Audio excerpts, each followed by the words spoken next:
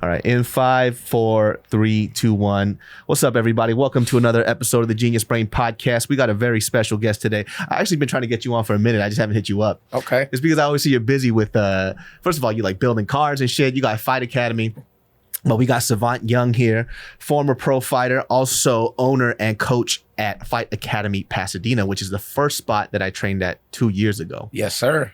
You know what's real funny though? Like when I first started training at Fight Academy, you're just so casual. I had no idea you owned the place. Yeah, you know what? That's just by design. I like to just float through. Yeah. Be cool.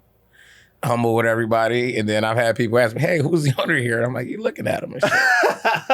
Like you're always just kind of casual and chilling back. And then Nick was like, oh, he actually owns the spot. I'm like, oh, just mad quiet. Yeah, but you know what? You don't want to be that dude, right? You're not trying to be that like douchebag dude that's like, hey man, you know I'm the guy, right? Like, yeah, I'm the guy. Yeah. No, I'm good. So for you, when you were a pro fighter, I'm always curious about this. It's like, how do you transition from, fighting your whole life and then not fighting? Like that has always been such a weird thing for me, because I see a lot of fighters who I kind of grew up with that wanted to be a pro fighter. Obviously, they didn't make it that well because you don't know who the fuck they are. Right. But they've always had this goal of being this prized fighter. And then afterwards, they didn't think about an after. And so they kind of go down like this spiral. And I don't like, how did you kind of transition out of fighting into doing what you're doing now? Initially, I mean, I wanted to have a gym. I always wanted to have a gym. As a kid, when I did karate, before I was even into fighting, I had this dream of owning a gym. And we almost bought a gym, me and the wife, way back. This was in, I forgot what, this had to be early 2000s, and I wasn't even ready. It was some little shithole place in Highland Park that I probably wish I would have got now, because now that shit's booming right now. But, oh man, Highland Park is expensive. Yeah. I should have got in there, but it was always something I wanted to do. And typically I wasn't trying to be a fucking bouncer. You know what I mean? I'm like, I can't be a bouncer, so I better figure out another way to feed the sport. So my whole thing was, I want to be involved in this sport for a long time to come. Once I'm done fighting, I want to kind of, groom other fighters to, not follow in my light, but at least follow into some like authenticity, follow with somebody that's really been there, really done it, no gimmicks. And now they call me an OG now. So, and I kind of took that role, and you go from being in the spotlight to carrying the bucket. I still get the same feel. I feel like I win when the guys win, and I feel like I lose when they lose. So being that I know the game and I know what they're going through, I'm just appreciative to be part of that whole experience, to be honest. We were just talking about this, off the podcast, but that authenticity factor, I feel like, because sports eventually, not even eventually, it is a fucking business, right? Huge business. And I think when I first started training, I was just looking up a bunch of trainers out in the whole area. And actually, before I even signed up with Nick, I didn't even know what Nick looked like. Right. First thing I wanted to know was, does this person have professional fights under the belt? That's it. A lot of people don't. And, right. they want to train people, which is the oddest thing that I always see. Mm-hmm. And I don't understand why that is. Like, I find you're kind of like a crook. Well, it feels like people are stealing from you. It is some snake oil, you know what I mean? Yeah. Because like Nick, for instance, Nick, he has experience. Like, he has been in a ring and fought people. So I respect the fact that you're teaching from a point of experience. You know what I mean? Like, I could tell you I'm a surgeon and shit. You know what I'm saying? let me cut that for you.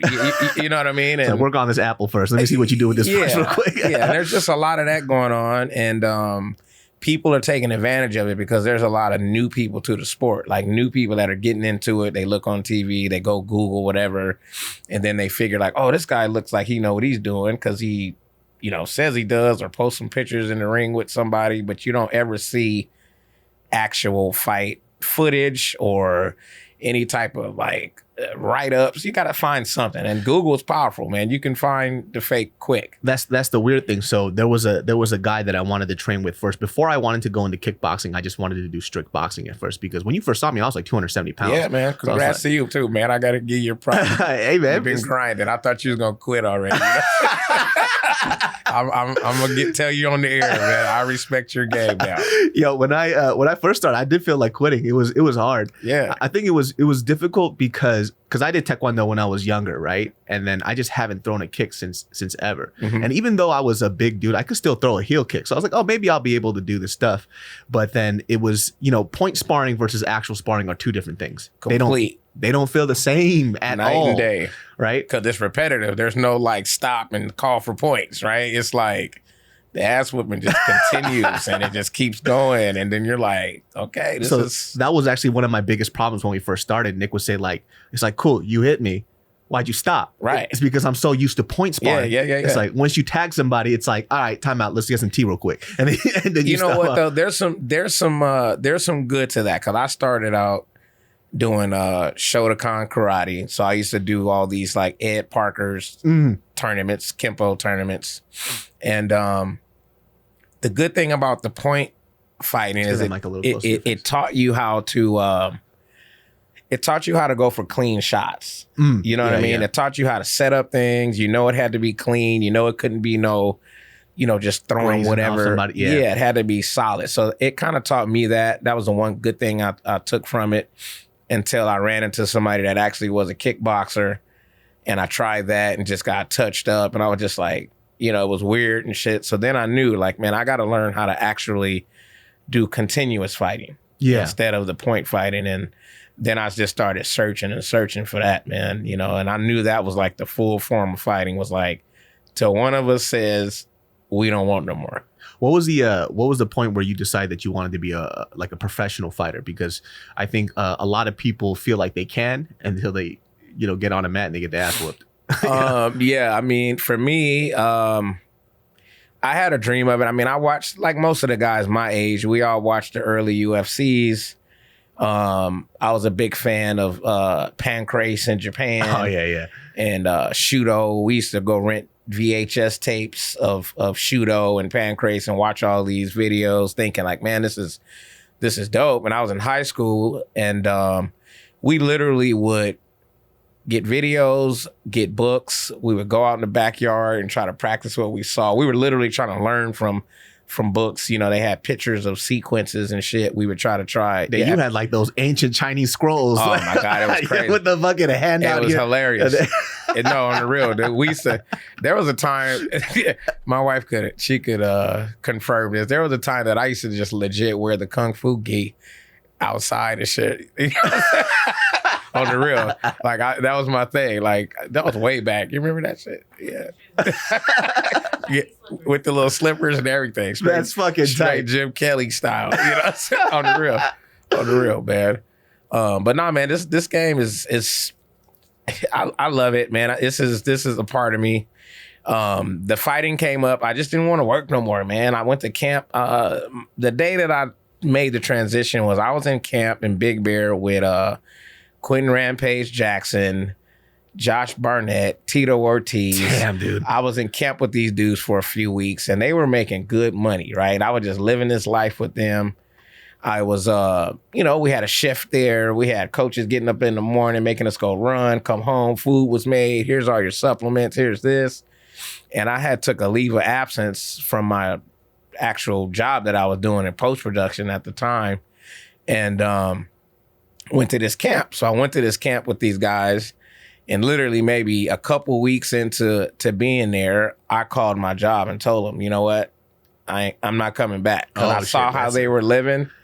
And it was, I believe it might have been my 30th birthday. I think it was my 30th birthday. Rampage's birthday was a day after mine. I celebrated my birthday in camp with them, and I literally just quit my job. I didn't have no fight. She thought I was crazy as hell. My wife was like, what's wrong with you? And she stuck around after you did that shit. We still here, you know what I'm saying? We still here. So, yeah, man, I quit my job, and at that point, I saw Rampage getting ready to make, he might have made $400K for that fight.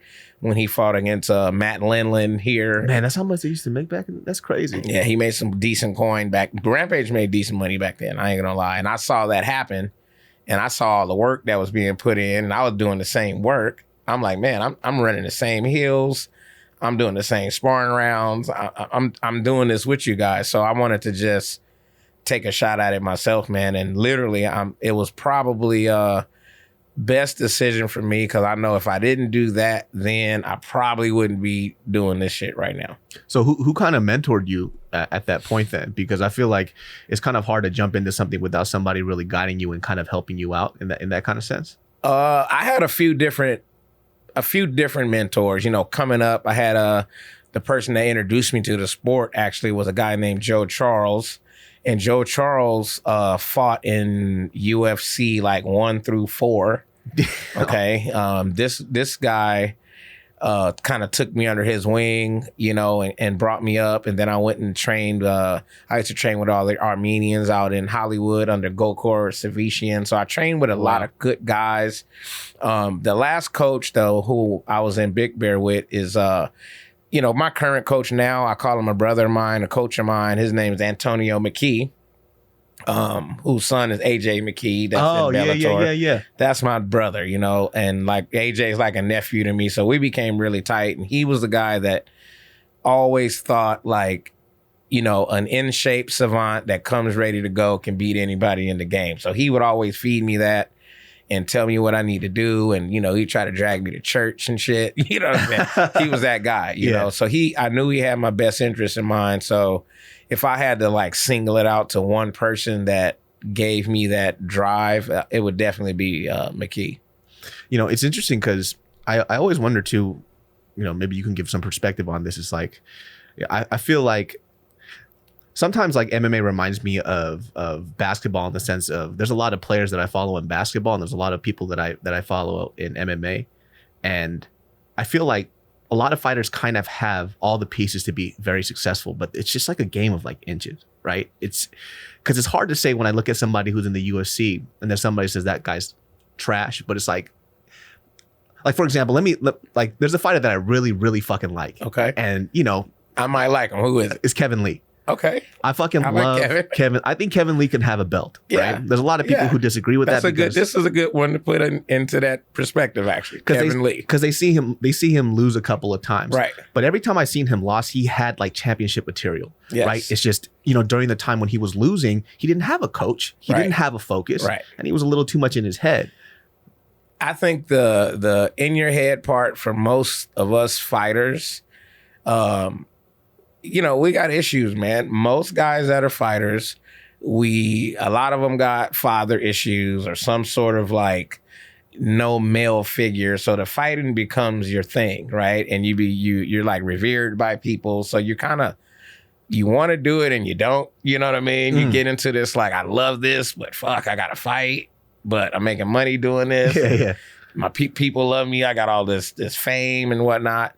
But it's a really, it's a tough, lonely game, you know, if you don't have, you know, a support group. And luckily, like for me, I had a decent support group, you know, with the wife and family and my in-laws. I had people around me that helped me out. So it kept me going, and I had already committed to it. So I had to go full throttle because wasn't going to make no money no other way. But I think for some of the guys that don't make it, you know, it's like who's to judge that, right? Like they get like Kevin Lee, for instance, you know, he's championship material. He's fighting at a very high level. His last fight was fucking, I thought he killed a dude. I thought that was one dead. I thought the dude was dead. Yeah, that head kick was Jesus amazing. Christ. And it was funny because when we were watching, because we all know, you know, he could wrestle. Yes. So he had that really low stance. So I didn't expect him to throw that high kick. Man. It threw me off. Man. It was so impressive. And that kid that he was in there with was a pretty good wrestler too. I think he was undefeated. Yes. And he's a good wrestler, high level wrestler. And I think that was a reason why he went that route, because you got a guy in there that both can wrestle. They're expecting that. And this is MMA, man. So this is the beauty of MMA. You don't know how it's going to work. You know, you don't know what's going to come about, but all you know is you got two people in there and somebody's losing. He head kicked the living shit. I saw his spirit come out the back of his head. Man, I thought he was dead, bro. I legit thought this kid was dead. Because he was leaned up against the cage with his hands down like this. Oh my God, he slumped him. It was fantastic. I'm not gonna lie, it was really fantastic. This podcast is brought to you by Skillshare. What is Skillshare, you ask? It is an online learning community that offers membership with meaning. Skillshare offers classes designed for real life so you can learn the things you want at your pace based on your busy routine. I love it. I know a lot of people out there want to make films for fun or maybe even as a side hustle. There's a lot of classes that you can take that Skillshare offers that I know a lot of people would enjoy. There's even a course called Video on a Budget because a lot of people are broke and they just want to make film, and even a course for iPhone filmmaking because everybody has a phone. I enjoy these classes very much. Explore your creativity and get 2 free months of premium membership at Skillshare.com/brain. That's 2 whole months of unlimited access to thousands of classes for free. Get started and join today by heading to Skillshare.com/brain. That's 2 free months of unlimited access to thousands of classes at Skillshare.com/brain. Because there's people like Kevin Lee, and I'm trying to see about somebody else who I'm kind of sad that he's going to retire from MMA, was Khalil Roundtree. Yeah. Because after he fought Eric Anders and I saw what Tiger Muay Thai did for him, and he was just eating up his legs with those low kicks. I thought, yo, he's transformed a lot. And then he's just like, I'm done after this last fight. It's tough, man. I mean, and hopefully he got something else to fall back on. I'm thinking nowadays it seems like the fighters are a little bit more into like diversifying what they do. You know, a lot of these kids are college educated now. It wasn't like that before. You know, guys are I just fucking fight. Yeah. You know, now these dudes understand that it's a business. They understand that they have a draw, or they can create this image online or whatnot to where they can market other things. Like when I was coming up, it was none of that, dude. Like you had to fuck somebody up. You had to build your name and you had to fight credible opponents. That was the only way that you could really build yourself up, was taking tough fights. Yeah. And that was kind of the route I went. Like I didn't have like the absolute most spectacular record, but I was respected because if you looked at the opposition that I faced, most of those guys, people in my era, they didn't want to fight those dudes. Well, I was kind of shocked. You actually fought at 155. Yes. Right? Yes. You out of your mind? I'll tell you what, I fought at 143 pounds. I was ranked number 9 in the world at 145. When you, I didn't know too that the Mike Guyman knockout that you had was your last fight. That was it. That was your last fight. That was my very last one. And man. you want to talk about killing somebody? Yeah. I thought you killed him. Yeah. You know, I wanted to, but that was my first Bellator fight I've ever seen. Oh, you were there. That's why I remember it. Oh, that's cool.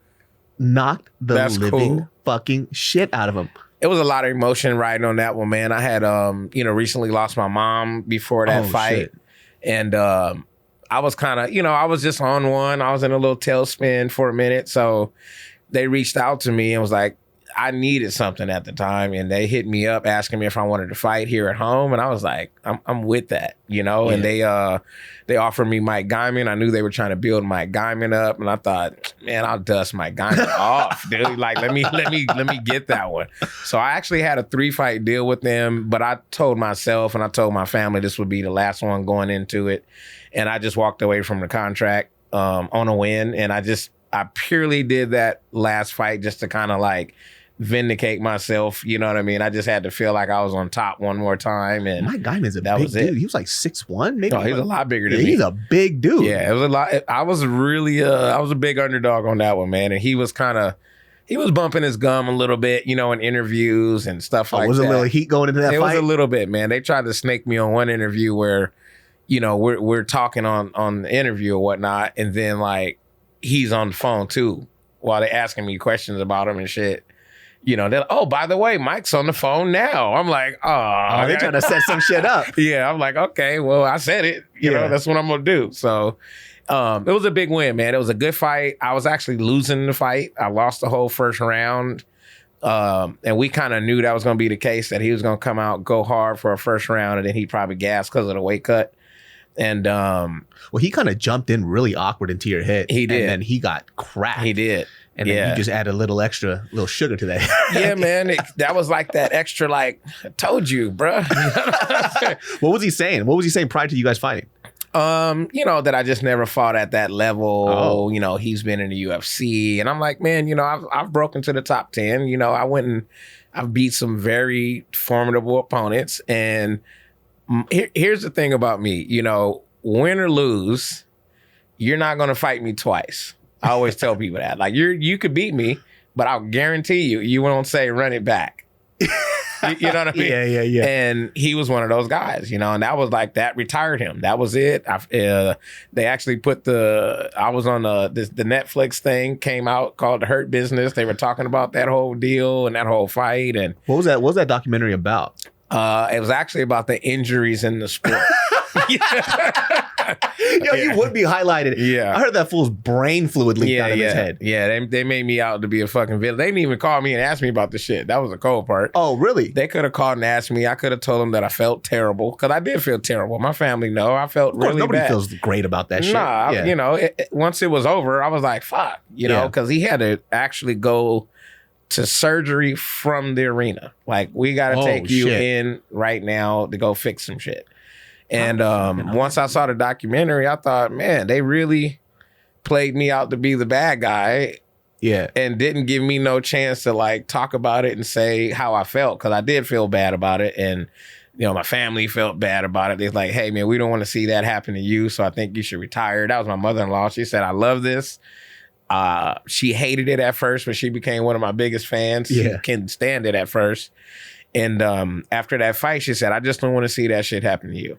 I physically can't watch a friend fight. It's hard. Uh-huh. So after I started, just people start going to MMA, and then like even watching so Andre Sukumtat, right? Like after I met him in person, we started conversing with each other. After that, it was hard for me to watch him fight. Really? It's just my stomach starts to turn. Yeah, like I get it. You get nerves. I get nervous for them. Nerves. It's like I'm in the cage, and I'm like, like when a buddy of mine, Ron Skolsden, when I saw him first. I know fight. Ron. You know Ron. We fought Ron twice, right? Hey Ron, we need that back. So Ron hits like a fucking semi-truck. He fucking hits hard as hell. I'm not gonna lie, man. Funny Ron story, man, because I know you know Ron, and he fought our boy, this kid Chris Fajardo, out of our gym, right? Him and Ron in the ring, man, and Chris sets Ron down, like sat him down. I'm like, hell yeah, we got him, dude, because they were like, he had beat our guy before, so he knocks him down. Crowd goes crazy. Our guy runs over there to go finish the fight. Ron gets up, cracks our dude. Our guy goes down. It was just one of those fucking fights, man. I was up, high emotion, like, oh, we got it. It was like, and then Ron finished it. But it was one of those spectacular fights. But he's a beast, man. I got to give it to him. Ron hits for a little guy. He hits hard. I think that's the thing that people don't expect out of him, because he's a smaller guy, but everybody says the same shit about him. Like he hits like a fucking truck. Can hit. Which is fucking insane. That's like me. I'm the same type of guy. Like I can hit, and that's what a lot of people don't want to run up on, that because it's pretty crucial. That when I was just watching that fight, like I feel like the UFC has changed a lot in terms of like damage that a fighter takes towards the end of the fight. Did you see that Kutalaba fight recently? I didn't. So Kutalaba, his fight got stopped over the dumbest thing ever. He was kind of rope-a-doping a little bit, just kind of he was pretending like he was dazed. Okay, right? yeah, playing around, and they stopped the fight. Wow, stopped the fight. I forgot who the fucking ref was. I know. I'm like, man, I hope he wasn't my boy. I doubt it.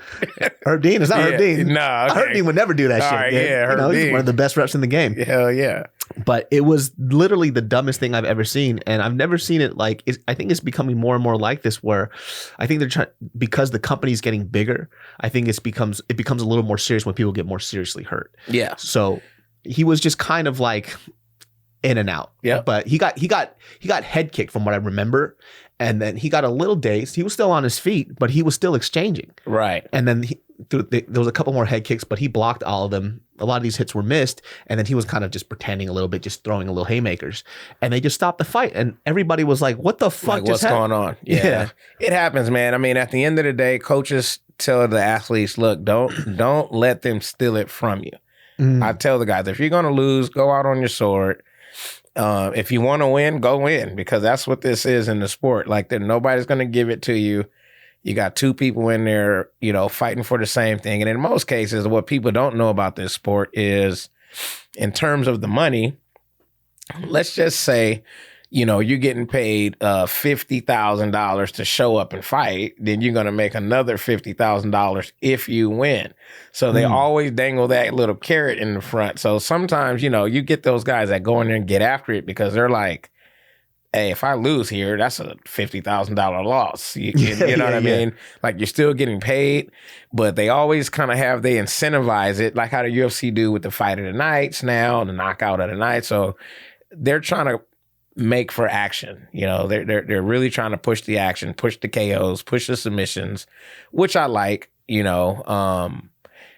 And the UFC culture, as opposed to like Japanese mixed martial arts, two complete different animals. You know, the Japanese scene, they're a lot more into watching the technique and respect. You don't hear people in the background talking about fuck him up, and you know, you don't hear that in Japanese. I saw that in when I started watching One Championship. When people when it was going to the ground, everybody's cheering their ass off because I feel like they might be a little more educated in the sport, so they could see what's happening. They respect it. Yeah, they just respect it, and they know what you're doing, because a lot of the people, you know, overseas, this is just really, you know, interwoven. It's in the fibers of what they do over there. You know, when I fought in Japan, I'll never forget, you know, going there to fight and walking out, looking around, and in the front row, there was like 6 women. I swear to God, they looked like they had to be in their 90s. You know what I'm saying? And they were front row watching MMA. That's and crazy. I was really dumbfounded by that shit. I'm like, man, this is cool as hell. He's getting blood on them. It was hilarious. I looked at Antonio like, you see this shit, dude? Like, man. So every culture is different when it comes to martial arts. And I think we're driving it in terms of popularity and in terms of the Hollywood factor in the sport, but MMA is worldwide, man. I've been all over to see it, and it's huge. You know, we just made it Hollywood. How did you feel like when you decided to step away from fighting, especially after such a huge win like that? I feel like there's a lot of fighters that I see on the UFC. They say that they're going to retire, then they get that huge win, and they're like, I ain't done yet. Yeah, I was on that for a minute. I thought about it, and then, you know, the business part kicked in, and then it was like, all right, do I still want to like go back to dieting and shit? Do I want to live that life? 'Cause it was pretty heavy, you know, for me to like maintain being in shape. You know, I like to eat, I like to enjoy beer, like I like to be me, and I've done it so long. I was over the whole. You're a different person when you're a fighter, I think. Like, you know, you don't really like to be bothered. I would come home sometimes and want to be bothered. You're just kind of edgy all the time. And then you're just banged up. You know, you go through the you know, repetitive, like, my back hurts, my shoulders hurt, my this is hurt. And I just was kind of tired of that. And I think, you know, more so, I felt validated already. You know what I mean? I felt like, what else am I going to prove? If I don't make a run to be a champion right now, I'm just going to be a journeyman type guy that, you know, I'm not going to gain nothing over beating some guys, unless it was the right fight, maybe. But I didn't really have much more to gain. Nobody could take away any of the career that I've had. Nobody could say that I was not a legit fighter. You know, like I had all those accolades that allowed me to do what I'm doing now without any question. So I felt like, let some of the youngsters get in there and do it. Let me be kind of like a mentor to them, and train other kids to come up. You know, like I trained Nick and Heinrich and all those guys. Like I mentored them from young. Man, I probably met Nick at 18, Heinrich at 18. Damn. You know, they were young boys. You know what I mean? Yeah. And I was homeless as fuck lately, man. He need to shave that goddamn beard. Oh my God! No, I think, did he clean it up? I don't know if he's cleaned it up. I don't need to clean that shit up, man. Yeah, I love that guy. That's Papi Chulo right there. You know what I'm saying? Yeah, man. But I fell into this role, and it feels good. Like I do like it. And the thing that I get to do now is I get to beat up on them and they can't complain. You know what I mean? Like, here it is, the old retired coach out of shape, still in here kicking your ass, and you can't really complain about it at all, you know? So I'm all right with that. This podcast is brought to you by Fiverr. Shall we talk about finding freelance talent for your business or project? It can be hard and time-consuming, but thanks to Fiverr, it doesn't have to be a struggle. What kind of service can you find on Fiverr? I don't know. Copywriting, web programming, film, editing, graphic design. There's so much more because it's a freelance jungle out there, and Fiverr will help you navigate through it. It is that easy to find someone and get what you need. I have used Fiverr to help me find graphic designers for album art, even help develop menu designs for my business ventures. It's so easy and straightforward. A David So can do it. Now take 5 and check out Fiverr.com and you will receive 10% off your first order by using my code GB. It's so easy. Don't waste any more time and get the service you deserve by going to Fiverr.com, code GB. Fiverr, it starts here. Did you ever feel like you really wanted like a championship belt around your waist? Was that a huge goal of mine when you were fighting? You know what, man? The funny thing is, if it came about, I was okay with it, but it never was really like my ultimate goal. Like, I was just trying to eat, man. Honestly, I was trying to eat, take care of my kids. I got 2 kids, you know, so we were trying to build a family, and to pay for a family through fighting was tough as shit. So I was more or less just trying to stay busy, you know, make sure that I stay consistent with fighting, you know, and one good company that helped me out was when I fought for the International Fight League. When I fought for this league, which is kind of like what's the other team one now? PFL? PFL, yeah. Yeah, so it's like it was like the PFL before the PFL even happened. This was in 07, 08, I think it was. And they paid us a salary monthly. You know, they took care of us. So we went and they got a sponsor. So it was really like a good deal for me. And I was eating. I was taking care of myself. And I didn't really care about the belts. I just was a fighter, and that's like, oh, you want me to fight him? Okay, cool. He thinks he can he can beat me? Okay, line it up, you know. Once I broke into the top 10, I kind of thought like, man, I'm in the top 10 right now. Maybe I can, you know, do a little more. And I took a tough ass fight right after I got into the top 10. You know, I fought Takashi Inoue, who was ranked number 2 in the world at the time. Okay. I beat him. He was ranked right under Uriah Faber. They was trying to make that fight at the time. How'd you beat Inoue? I choked him out. Oh, shit. Yeah, I choked him out. And right after I beat Takashi Inoue, I fought Mark Hominick maybe, I don't know, 5 months after that, you know, and that was a really tough fight when they did that big Affliction show. Oh, yeah. Here at the Honda Center. Mm-hmm. And I lost that fight. So then I was kind of like in a little tailspin, like, I don't know if I want to do it or not. And, you know, but yeah, it never really, you know, really like won me over trying to be a champion. Do you think that's an important factor for somebody to be successful in fighting, is for them to actually go for the belt? Or because I feel like, I wonder what the driving force is for a lot of people, right? Just because now that belt comes with a lot of things now. It's not just the belt. It's like sponsorships. It's big money. It's everything. It's legacy. You know? I think looking at it now that I look back at it, I probably wouldn't have made some of the decisions that I made in the sport, and probably could have aligned myself a little better. You know, for instance, I think my second fight as a professional, I fought against Chris Lytle, who was, you know, I think like 25-2 at the time. Yeah. You know what I mean? But me, you know, I come from the neighborhood. I was down to fight whoever you fucking put in front of me. And I took fights like that, you know, fights that I thought I could win, and I could have, because I was always one punch away from being a champion. You know, like I land one shot, that's what it was going to be. So looking back at it, yeah, maybe I could have structured it a little bit different. But then at the same time, you know, champions come and go, and sometimes they're just not the best champions. And I think in my era, I might not have been the best champion. You know, some people are, they're just not ready for it. You know, they're not ready for it. You look at like a John Jones. Some people aren't ready for that limelight. Hitting pregnant women and the coke and shit like that. Some people are not ready for it, you know? And me, I was more of a like, it took care of me. So I respected it because it allowed me to not put on a suit and tie. Yeah. You know, and as long as I can do that, I was cool. That's interesting because sometimes like I watch the sport and I'm kind of curious to see where it's going to go because it's starting to become more and more like WWE, which I kind of don't like. Yeah.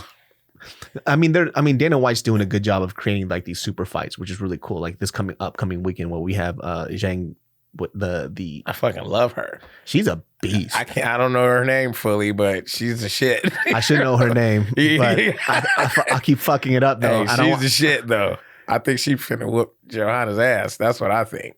I think Joanna's just she's on the down end right now. She's on the down end. I mean, she's been kickboxing for how many years, you know? Yeah. So it's, even though she's been in MMA for a few years, but she's been kickboxing way longer than that. Yes. So she's taking a lot of damage over the years, you know? I'm curious about this fight, and I'm curious about the Romero fight, you know, and Alcindena. I think Alcindena, okay, case in point.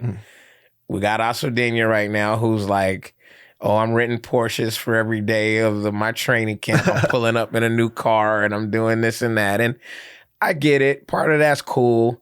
But then you got a kid like Yo Romero. I don't know if you know his story or not, but you know, Yo Romero was one of those kids. Cuban wrestler. Yeah, like you're going to be a wrestler and we're going to send you to wrestling camp when you're 9 and don't come back until you're a champion. That's insane. And literally, like, that's the story there, you know, like they sent him away to a camp. Like he lived there till he was, you know, he was a world champion. Don't come home. Like if people don't know who Yoel Romero, I mean, his nickname is Soldier of God, but this man has no fucking neck. Hey, he has no fucking neck. He's an animal. I've never seen somebody get head kicked like 6 times and then he's fine. Yeah, no, this is a good fight. I'll say this: if Yoel Romero doesn't get knocked out in the first 2 rounds, he can win the fight. If it doesn't go past 3, because Yoel Romero, we all know, Yoel Romero got a lot of muscle on him, and that shit requires some cardio. Yes, and he's notorious for you know, gassing to some extent. So it's crazy because I saw, you know, with the Robert Whittaker fight, I was surprised he got knocked out. Yep. With a clean shot right to the chin. And you know, that last fight, I thought Robert Whittaker fucking did not win that fight. I thought Yoel had it when it was Yoel. Yeah. Like I was kind of shocked. Yeah. So, you know, to see Robert Whittaker get knocked out like that, I wonder if that's I don't see Yoel ever get knocked out. Yeah, it's gonna be a good fight, man. I mean, I like Alcindena. I remember when I was before he even went to the UFC, I was in Australia and a buddy of mine was telling me about him, showing me videos of this guy. Kickboxing days, yeah, and I was like, man, this dude right here, bro, is fucking. And then he just started making that run, you know? And nowadays, if you can string up 10 wins, you're something special. You know what I mean? Like, you're special. You're talking about title contention now, you know? And for me, it wasn't like that. You had to beat who's who. You had to, like, you know, have some illustrious record to even get into the UFC. Mm-hmm. Now I see guys getting into the UFC with 7 fights. Total, you know, like, oh, you got 7 fights to your name as a professional, and 3 of those fights might have been at like Gladiator Challenge, you know what I mean, where they pulling dudes out the fucking seats to fight, and now you in the UFC. So the game is weird. There's some killers out there. I do know that there's good guys that come from good camps, but then there's a lot of fluff. There's a lot of fluff out there, you know, and some of them don't make it to the UFC. Some do. They'll get their one shot, and then that's that. Man, I get kind of shocked when I see UFC fighters go to UFC to Bellator, and then they start getting belts. It's like, what the fuck is going on? Like, is the UFC caliber that fucking high? Like, because I mean, we have people like Douglas Lima. I mean, he's just a beast. I think you put him in the UFC, right? We'll see what's up. Absolutely. You know? You put Douglas Lima in the UFC. I mean, shit. If you give Paul Daly another chance. You know what I mean? That shit was so dumb, dude. Give Paul Daly a chance, man. Like, he's a good athlete. Like, you gave Tito a chance, multiple, after they had beef and shit, you know? So Paul Daly wasn't pulling no numbers probably. So, and he had one little incident that I thought in the heat of the moment, this is the fight business, dude. Like, shit's gonna happen. Because Paul Daly, what he punched, it was after the bell, he punched, what's his face? I think it was Koscheck, right? Blanket Koscheck. Yeah, that's right. Exactly. lay and pray Koscheck. You know? Yeah. And, you know, Koscheck was doing the whole faking his injury type of shit, which he did a couple of times. He was terrible. I hated him. He annoyed the shit out of me. He was in the first season of The Ultimate Fighter, right? Yes. And I did not like him on that show. Man, he was the worst. And, you know, I think a lot of people were upset because he would just lay on people the whole time. That's all he did. Which, you know, wrestling is fine, but you got to do something. I mean, it's MMA. Let's at least throw a punch to wrestle. You know what I mean? He would just come straight for the wrestle. Like, come on, dude. And then afterwards, when he faked, he did that a couple times actually. And I was like, I got no respect for this guy anymore. Come on, man. And Paul Daly, I like. Paul Daly is a killer. Well, he got that NyQuil in his hand. That's why. Man, he is a killer, man. He's one of my favorite guys. Paul Daly, I love. I think he would have. I wish he was able to still stay in the UFC, but they just kicked him out like that. And I thought that was a waste.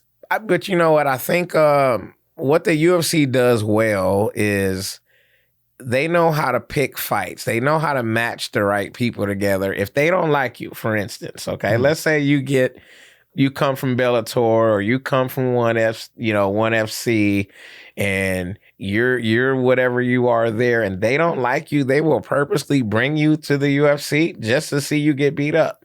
Oh, case in point, Ben Askren. Yes, Ben Askren. Okay, Dana White fucking hated him, but he signed him. You want to know why? Because he wanted the world to see him almost die in the ring, you know? So, hey, it's a business, and styles make fights, and if you put the right people together, you get certain fights. So I'm curious about this Romero thing. You know, this is a styles make fights type of match. So if one person can implement his game, we got one thing, and then if Romero can implement his game, we got another. The truth of it, what I think is going to happen is Romero, although I feel he can beat this fight, I think he's going to get sucked up into trying to strike with Alcedena and get put down. If he doesn't, because I know Alcedena doesn't have the best wrestling. That's not been his thing. He's a striker by trade. I think he's only been taken down like once or twice. Right, because he has good movement. He has great movement. You know, but I mean, you know, he is going to be in there with Yoel Romero, who I think... It's a different beast. That's a different animal in terms of takedown. You know, I know he fought Whitaker. I know Anderson Silva wasn't about to take him down and all the other guys, you know. So if we had somebody that we could consider a formidable opponent in terms of taking him down, I think Yoel Romero is going to do that. If Adesanya takes down Yoel Romero, like, I think that kind of solidifies his like validity, right? Absolutely. Because I mean, 100%. It's just like he's fighting like he wants top people too, which is what I really appreciate about him. He doesn't duck fights. He goes, well, I'll fight you, but you can't. I'm not just gonna do it at a drop of a hat. Like, like let's set this shit up. I'm gonna get a training camp. I'm gonna fuck you up. Promote it.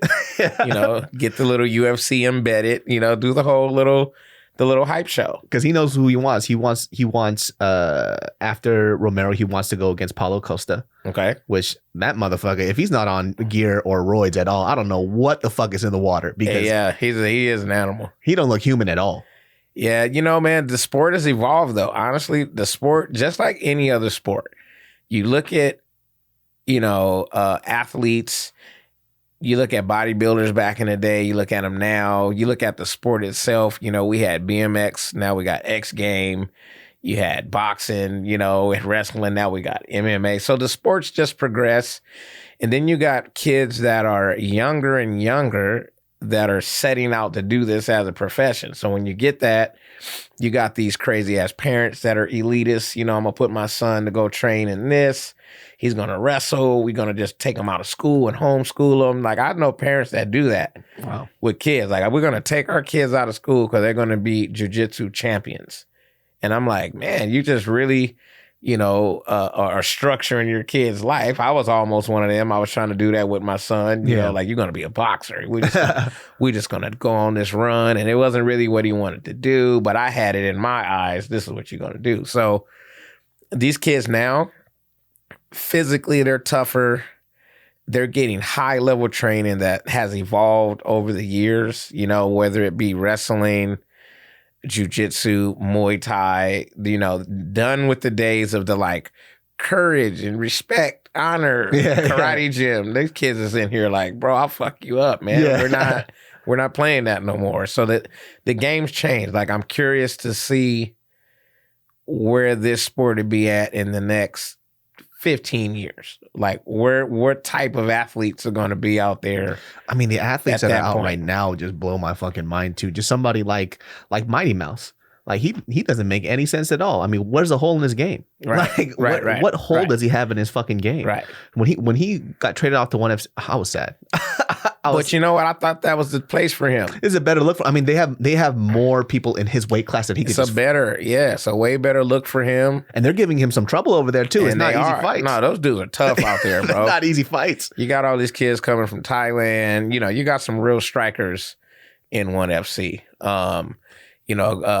We just had a guy that he lost, unfortunately. You know, one of our boys, he kind of reps the gym a little bit. This kid, Mustafa, he fought against Akiyama. I don't know if you saw that one or not. I didn't see him, but I know Akiyama's. Yeah, you know Akiyama. Yeah, he was whipping on Akiyama's ass for a second. And then, Akiyama called in the Scud missile. It was night, buddy. But that's the thing, though. It could always change in a fight. Like, you never know. That's why, like, I think, like, betting on MMA fights are one of the scariest things Hell ever. Yeah, it is. Because you don't fucking know what's going to happen. You don't know what's going to happen. And it's it's so sporadic. You know, you can slip on a banana peel and that's the end of your People thought that fucking Masvidal was going to get wrestled to the floor by fucking Askren. And he knocked his ass out in 5 seconds. I'm not going to lie. I was one of those people. I was like, man, why did you put him in here with Ben Askren? And man, when he went over there and just... When I saw the Robbie Lawler fight between Askren, and I arguably thought that he was knocked out, and I thought they were just going to call the fight. I was mad at that one. I was a little upset. I ain't gonna lie. My boy refereed that one. He was knocked out. I was like, how come... Call this. Yeah, I thought they were going to stop that one. Yeah. Honestly. And then when I was like, I got so upset because I was like, that's not an L on Robbie Lawler. That's not an L. Yeah. No, I'm with you. I thought they should have fought again. For sure. But, Askren don't want that shit. He didn't want that smoke. He did not want that smoke again. Like I said, you may win, but you're not going to fight me again. Exactly. That's what Robbie Lawler is. That was it. Your fighting style actually kind of reminds me of Jeremy Stevens. Like, yeah. Jeremy Stevens. I trained with him a little bit too, man. That's my boy. Like people always look at Jeremy Stevens and they say like he doesn't have the best fighting record, but I guarantee you he gets asses in seats because I want to see him fight every time. He goes. His last fight was great too. That fucking dude goes, man. He scares the shit out of me, man. Yeah. He's the funny thing about Jeremy Stevens, he's one of the coolest fucking dudes, man. Like, really?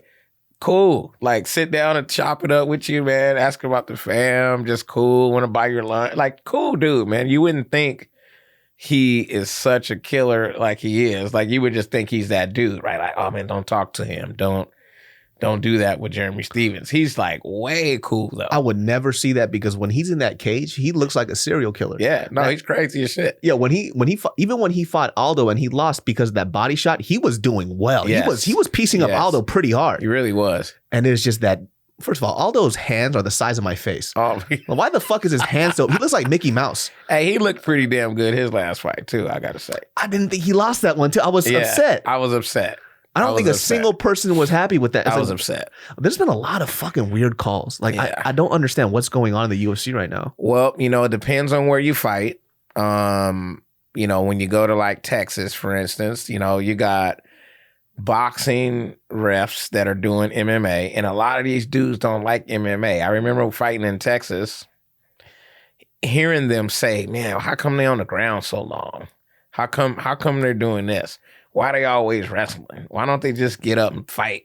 Oh, really? It's crazy, man. So it's not, and these dudes are like, they don't leave from the commission, man, until they retire or die or some shit. Like a lot of these guys are long time. Like, we still got Gene LaBelle. We still got Gene LaBelle judging fights. Gene LaBelle is I love Gene LaBelle to death. I love him to death. But you can't be judging no more fights. Can he even see? How old is he, man? You can't judge fights. Just come sign some autographs. you know what I mean? Check the gloves. Just do something else. Yeah. Be a part of the sport, but don't you can't make or break, because some of these guys are really not necessarily damaging their careers, but like you may be on your way and you get a bad call and then you don't get that title shot because you lost a fight due to something. So you got to go backwards. Yeah, you got to have competent refs for one, judges 100%. Did you watch that Wilder fight though with Mr. Tyson Fury? Oh my God. Yeah, I did, man. That was hard to watch for me. You were rooting for Wilder, huh? That was. I mean, I like them both. I'm not gonna lie. I like Tyson Fury. I think he's good for the sport. You know what I mean? He's a proper dude. You know, proper Englishman. You know, he looked like a. You know what I mean? He's not the typical like prototype fighter, but he can thump, dude, and I'm okay with that. You know, and Wilder is you know, he's rash. He has that little air. Yeah, till this day. Till this day.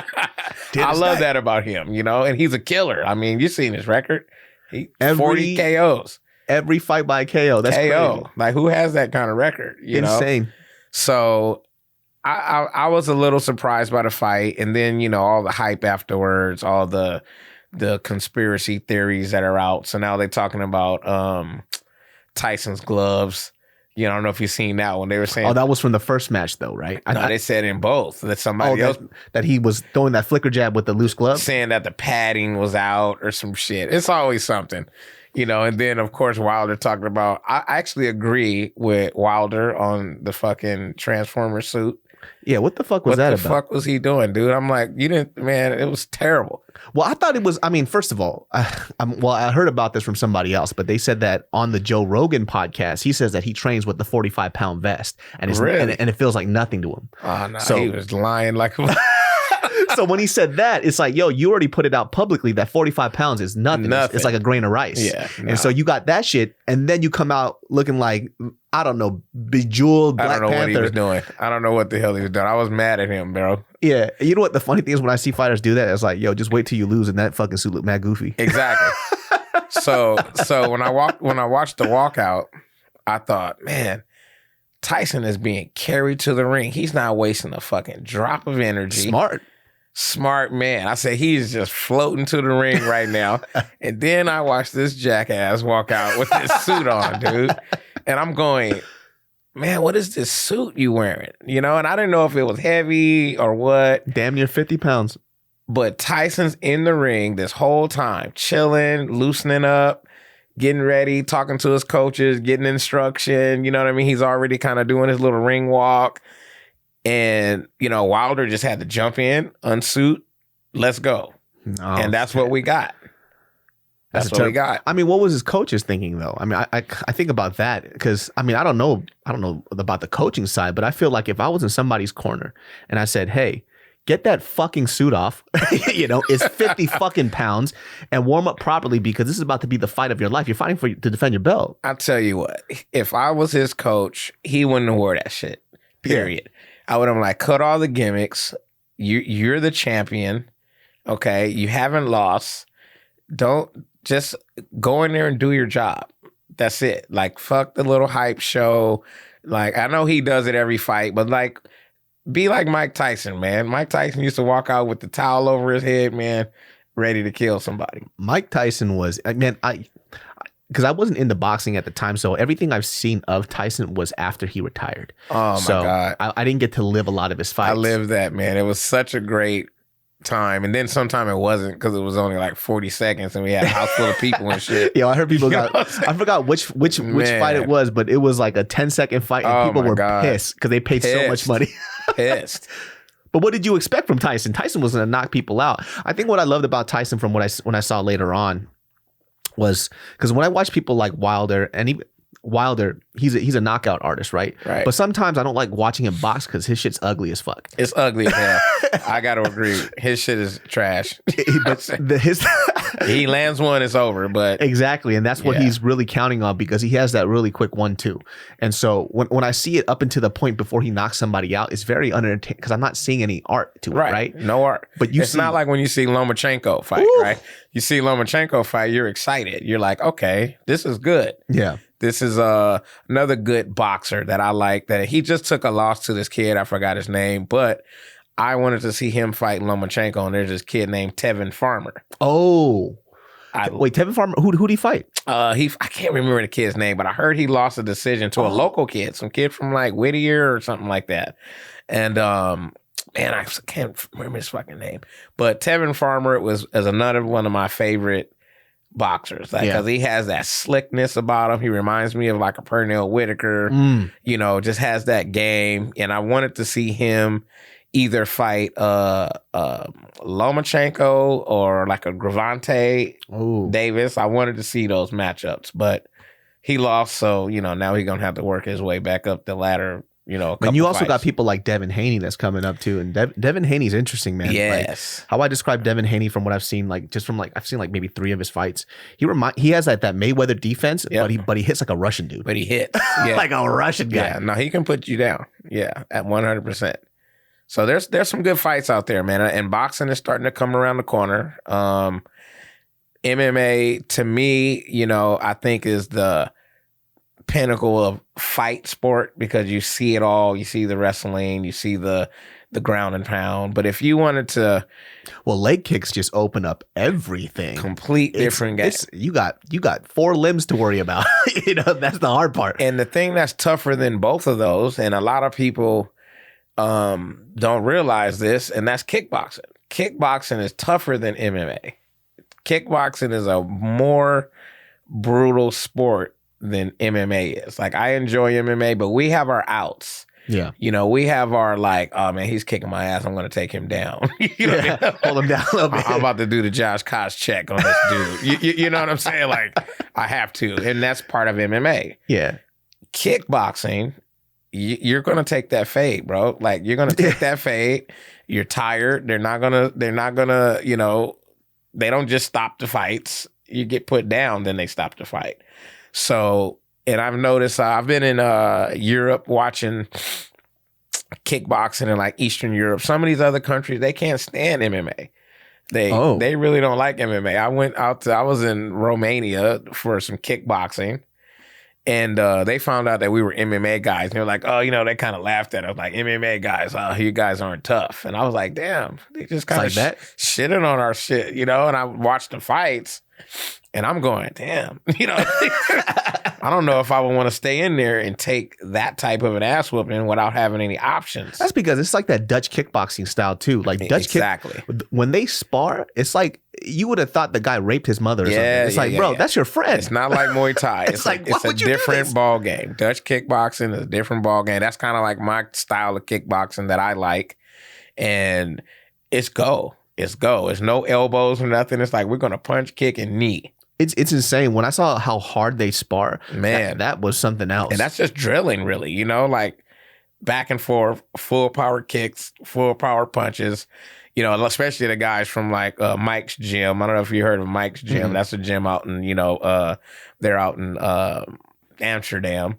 And those dudes are killers, man. Like, their careers aren't real long because, you know, they beat the shit out of each other in practice all the time. But when it comes to intensity and just turnover, you know, these dudes, man, they're the best at it. If you were to give like advice to somebody who wanted to start fighting, because I think there's a lot of people who are interested in fighting, right? But I feel like a lot of the times people don't know what it takes to be an actual fighter because it's really glorified, right?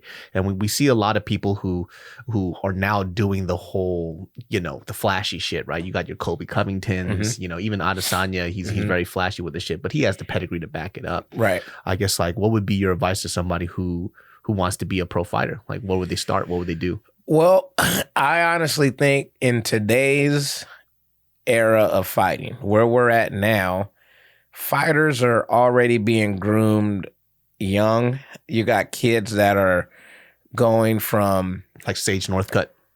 Yeah, exactly. Like they're jujitsu kids, or they're kids like Sage that might have came up doing karate or whatever it may be. They're doing wrestling in high school. They're doing wrestling in college, and then they start figuring, okay, what am I going to do after college? Try MMA or try some sort of fighting. I think gone are the days of, I'm tired of working this 9 to 5. I think I'm going to give this MMA thing a try. Unless you are a fucking phenom of an athlete, like meaning Angela Hill or something like that. You gotta, you have to be on a level, and you have to have this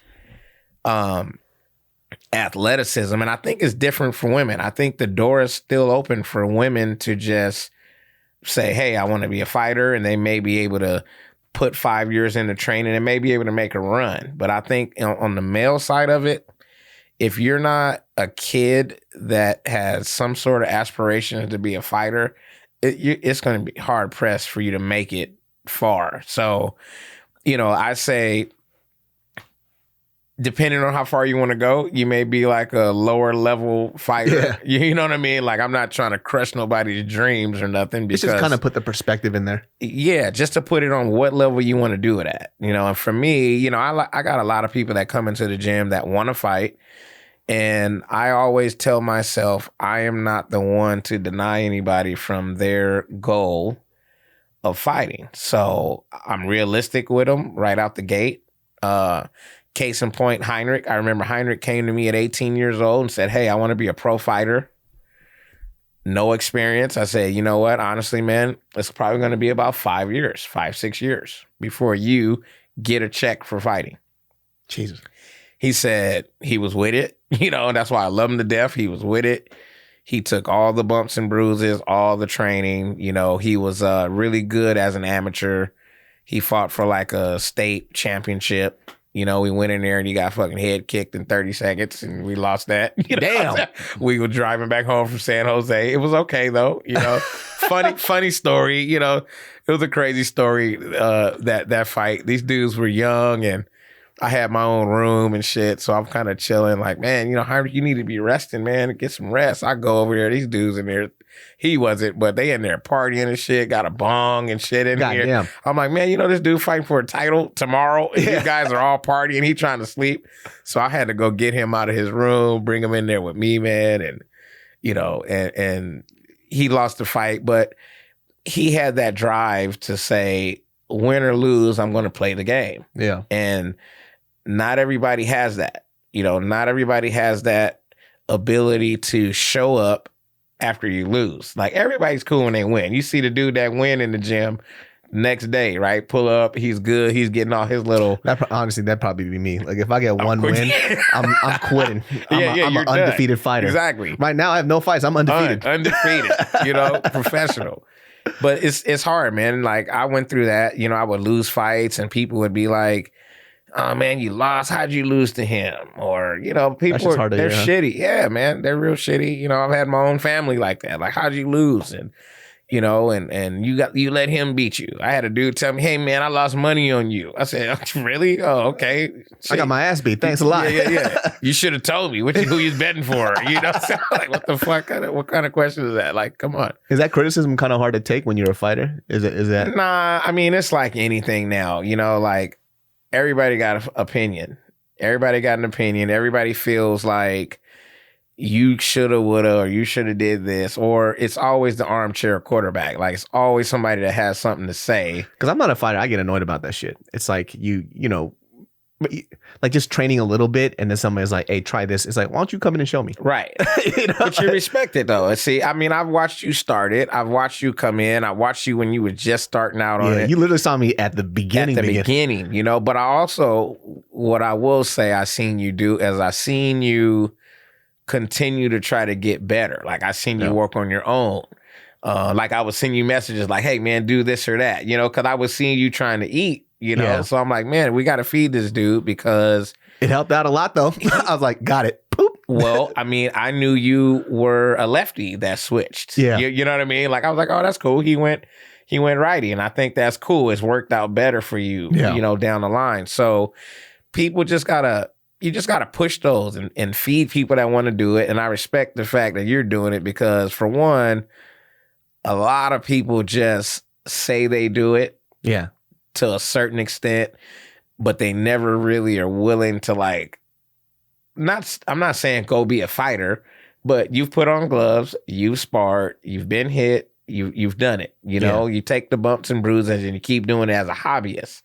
Now, when you say, hey, I want to make that transition, then we lay out a whole different game plan. Yeah. You got a whole different style of training. You got a whole different group of people you're probably training with, because now it becomes, we're trying to prepare you not only to win a fight, we're ultimately training you to not get hurt. And that's the part that people miss. They always think it's about the winning the fight.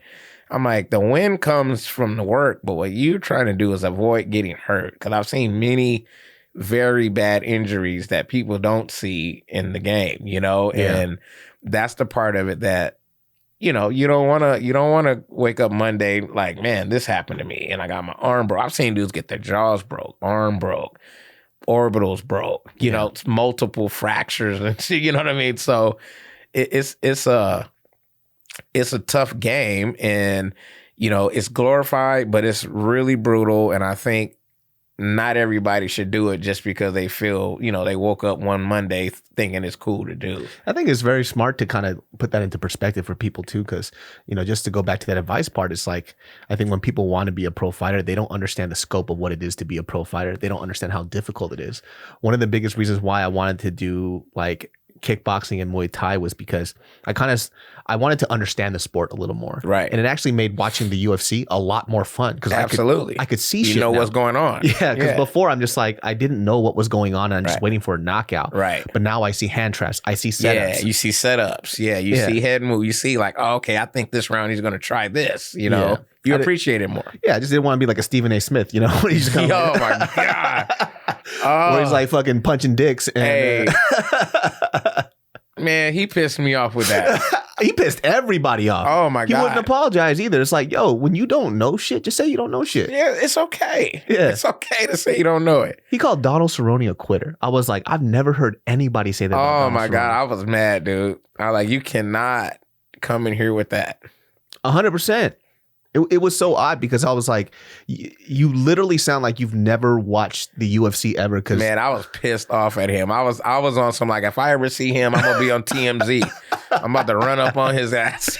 Just let him know. You know what? He just didn't get it either, because Conor McGregor came at him and said, you should apologize for that shit. Yeah. And even Joe Rogan was speaking about that stuff, and he was like, I've been a professional commentator for 20 plus years. God. That don't mean shit, bro. Nothing. Like, you've never been punched in the face. You've never trained in that type of. Well, he trained. You saw the video.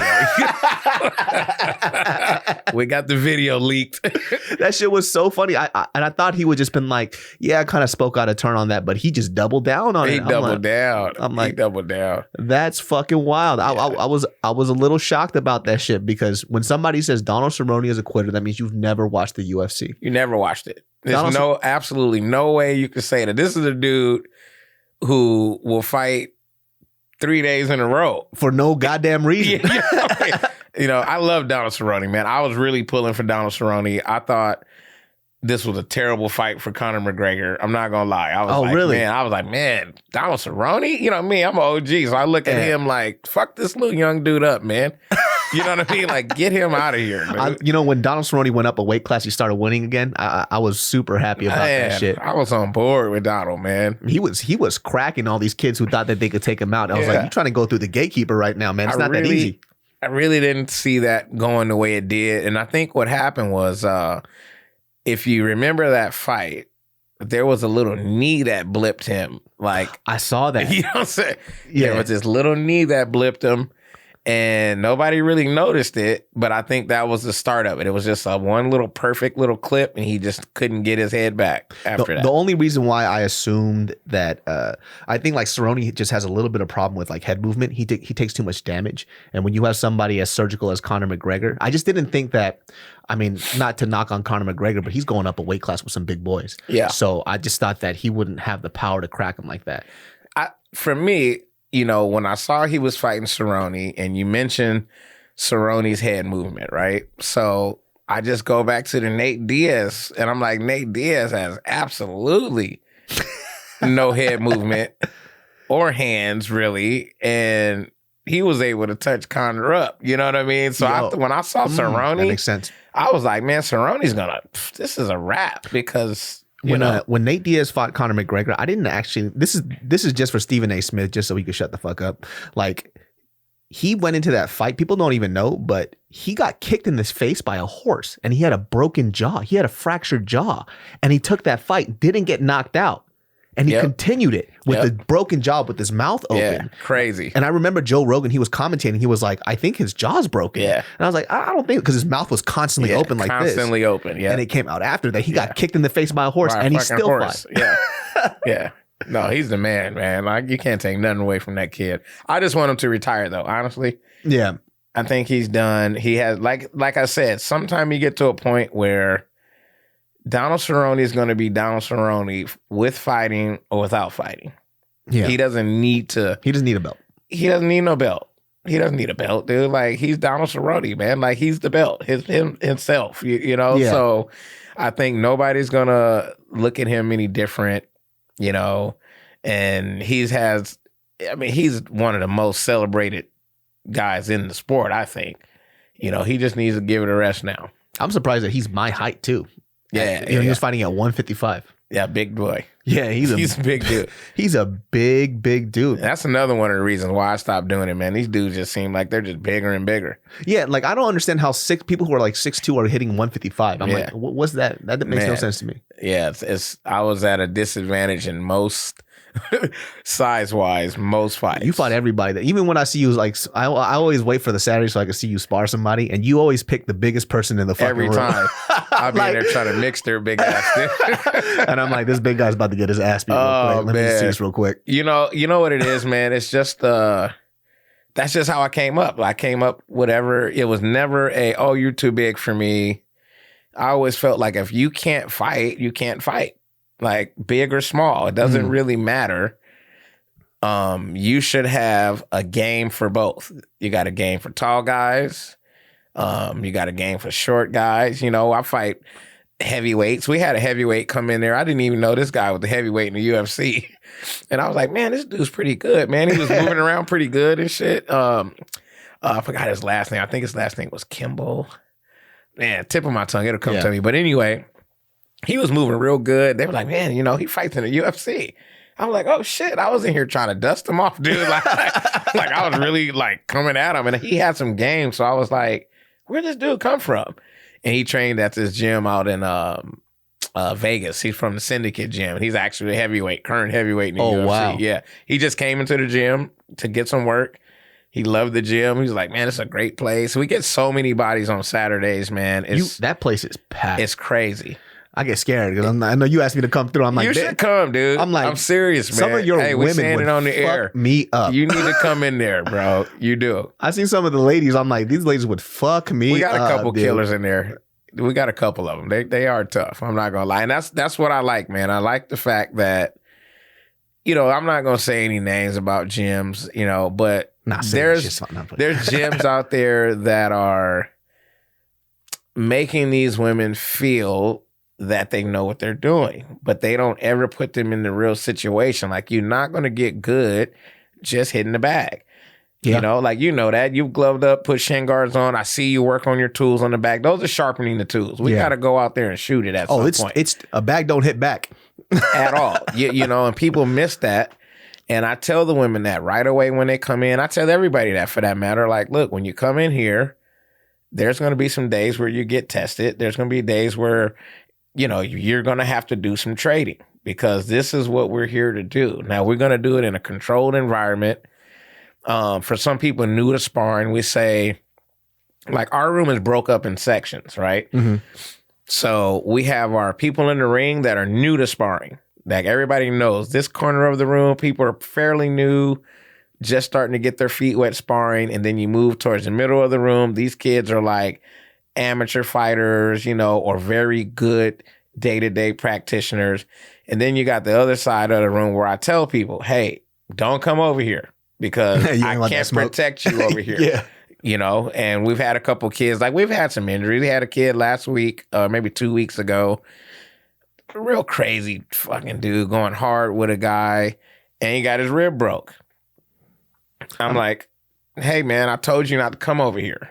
That's one of those things, too, that if I think that kind of annoyed me, too, when I just started going to random gyms. And, you know, people be kind of nice. Right. But then, like, you're always going to get dished out what you give to me. So it's like, period. if we're going light, then Right. we're gonna keep it light. Right. But when you go full clip, I'm gonna throw back full clip. Of course. Like Of course. what is this? And then I get pissed at this though. Like this is the first thing when the first time I experienced this, I started getting really fucking mad. It's like you go with somebody, right? You start exchanging and they start turning it up. Right. And then you crack them real hard. They go, all right, I'm really tired. I'm like, hold on a second. Oh, yeah. You just tried to fucking knock Right. my block off. Right. And now you're tired. Yeah. You're not tired. You got to get the fuck up. Yeah. Because at this point, like, so when I first started training, this guy invited me out to. It was just I can't remember which kickboxing gym it was, but it was like towards like the North Hollywood, like Tahunga area over there. Okay. It was just some random gym, and at that point, I just wanted to just work out. And so this guy's like, oh, let's like light spar a little bit, and he just starts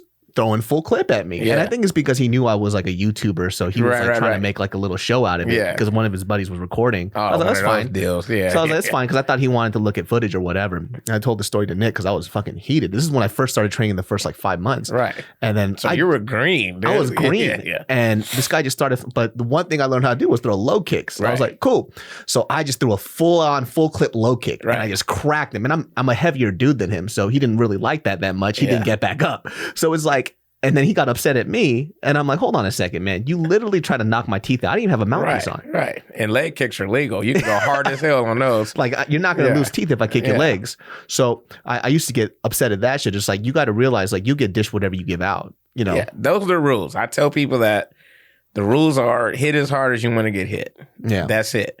Some days we will have structured sparring where it's like, all right, we're going to do offense and defense sparring, meaning all I can do is defend. All you can do is attack. We get good rounds out of that because these are when guys are getting ready for fights or we're trying to work on some sort of specifics with a certain person. And it's just kind of a good icebreaker. Like, yeah, you play defense, I'll play offense. You're going to work on your thing, I work on mine. And we're not like clashing the whole time. Because you got guys that are trying to like, you know, they in there swinging swords, right? We're in there just trying to see who hits harder or who's faster or whatnot. And you don't really get any true work. Yeah. Because we're too busy trying to win in the gym. And that's what you got to get away from is when you're trying to win in the gym. It doesn't matter there. Yeah, I feel like there's people too that I've seen where I won't say I've seen, but I've heard about these guys who are like gym warriors, but then when they get into the cage, Oh my God. it's like what the fuck happened? Like Yeah. either the lights get to them or something else, but when they're exchanging in the gym, they just fuck people up. There's a lot of them, dude. Yeah, there's a ton of them, and I don't know what it is about those guys. Like me, I was always ready to go when it was time to go. I was always ready in the gym also because I considered myself a professional, and I think you should be able to go anywhere and be formidable in any environment. You know, some guys, you know, like those dudes that need to get hit before they fight. I was never that guy. I hate getting hit. I never wanted to get hit. I never believed in letting people score on me for me to get some sort of like inner anger to come back with. Because if that's the case, you know, you're not going to have a long career that way, you know? So I was always trying to be a technician. Like I was down to scrap. I was always down to scrap, but I scrapped with that in mind of let me not get hit. Like I've never been knocked out. I've probably fought well over 25 times and I've never been KO'd in a fight. And I don't ever want to be KO'd because it's not a good look. That's why you don't sound like James Toney and shit. James. Oh my God. James, another one of my favorites. James Toney, man, like what? It's hard to talk to him. It's man, I don't know what impossible. the fuck he's saying. It's impossible. Yeah. Yeah, it's pretty sad actually. It's I was like, what the fuck happened, man? It's sad. Yeah. Because James Toney was amazing. He was one of the best, but you can't talk to him now, you know, and that's the part of these are the type of people that some of these guys that are waking up, rolling out their bed saying they want to be fighters, they need to see these guys. Yeah. And make a real decision, you know, make a real decision on your career if you really want to do this, because it is a good thing. It is cool. I mean, I love fighting and what it does, but it's really not for everybody on a professional level. And you'll see a lot of this too, because we were talking about how, you know, there's a lot of things that you could lie or bullshit about like jujitsu and kickboxing are two of the things that you cannot lie for shit about, because when you're on that mat, people will see what's up. They do. And I've seen a lot of people lie about their shit. And, you know, for me, like, because it's a hobby of mine and I think I respect the sport a lot, how I always say too, it's like, if you tell me that, for example, like, I'm not gonna put this dude's name on blast, but if you tell me you have 20 fucking amateur matches, right? And then you exchange with somebody who's been kickboxing for a year and I'm fucking you up, that means you have not had 20 matches. Absolutely not. You should be, be teaching me something. Absolutely. Teach me something. I'm 100% on board with that. And it, you know, it kind of makes me upset because like you just wasted my fucking time, man. Like I wanted to learn something today. You gassed yourself up. You told me so many stories about yourself, and now I want to see it. Not to like disprove you, but I'm hungry. I want to learn. It is what it is. I'm the same way. Like show me what you're working with, and if it's something that I feel, I'm like, wow, I'm gonna ask about it. I want to see what it was. Maybe I can train and learn something from you. But yeah, don't gas yourself up and not have it. And that's one of the reasons. For 10 years, every Saturday, we've had open sparring at Fight Academy, and it's always been open door to every gym. You know how many local gyms I've invited to come down there to get some work in that don't come? And I don't know why they don't, because it seems pretty friendly. It's like all love. It's all love, always. You know, we have fun. We're shooting the shit. You know, we're talking about each other. You know, we get little fights in the middle where the gym will kind of slow down because these two dudes are going at it pretty good. So we'll kind of hype them up on the side. And it's just all in good fun. And then all at the end, we may crack a beer and hang out and just talk about what we were doing. And what I think is some gyms don't like to do that because they feel...